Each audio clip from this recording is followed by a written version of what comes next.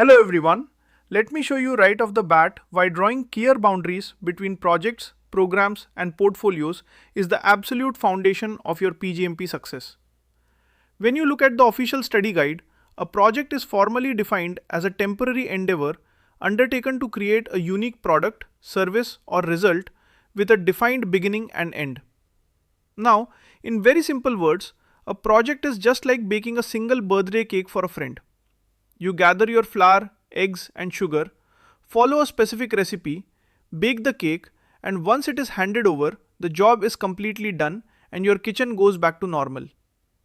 Think of it like this. I remember managing a project years ago to install a brand new fingerprint scanner security door at our office front entrance. We had a fixed budget, a strict 2-week timeline, and once the door was installed, tested, and handed over to facilities, that specific project was officially closed. Don't worry, we'll take it slow as we build on this block. Let's dive deeper into the middle layer of our triumvirate, the program. According to the official study guide, a program is a group of related projects, subsidiary programs, and program activities managed in a coordinated manner to obtain benefits not available from managing them individually. In very simple words, a program is like organizing an entire statewide music festival instead of just baking one birthday cake.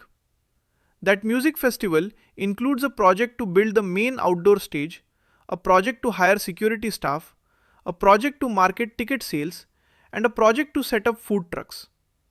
None of those individual projects make sense on their own without the others, but when you coordinate them all together under one program manager, you create a massive entertainment event that delivers huge financial and community benefits. Think of it like this. I once worked with a hospital network that wanted to upgrade its entire patient care experience. If they only ran a project to buy new bedside monitors, that's just a project. But when they combine the monitor installation project, the nurses advanced training project, and the electronic health record upgrade project into a single patient care program, everything clicked because the pieces worked as a unified team. Stay with me for a moment because this distinction is your golden ticket for exam scenarios. Now, watch how this connects directly to the highest level of organizational governance, the portfolio. The official study guide states that a portfolio is defined as projects, programs, subsidiary portfolios, and operations managed as a group to achieve strategic business objectives. In very simple words, think of a portfolio as the entire menu of a massive global restaurant chain. The restaurant chain doesn't just sell one dessert. Its portfolio includes the breakfast menu program, the lunch and dinner programs, the international franchise expansion projects, and the supply chain operations. The executive chef or portfolio manager looks at the whole menu to decide which dishes make money, which ones to drop, and where to invest the company's money for maximum long-term growth. Think of it like this. Imagine an investment bank holding real estate investments, tech startup stocks, government bonds, and retail chains all in one basket. They don't manage the daily construction of a single house. They look at the whole collection to balance risk and reward. That is your portfolio management mindset. Let's look at how to draw clear boundary lines between these three concepts using everyday examples you will instantly recognize. When you look at the official study guide guidance on organizational domains, understanding the differences in scope, objective, and duration is critical. In very simple words, think of it like looking at a house, a neighborhood, and an entire city. A project is building one single kitchen inside a house. It has a clear start, middle, and end. A program is building all the houses on an entire street, coordinating plumbing, electrical work, and landscaping so the whole street functions together. A portfolio is the entire city development plan, deciding whether the city should invest its limited tax dollars in building more residential streets, opening a new commercial shopping mall, or upgrading the downtown transit system. Think of it like this. I remember a student in one of my past live classes asking, "Trainer, what if my project becomes so big that it creates multiple sub-projects?"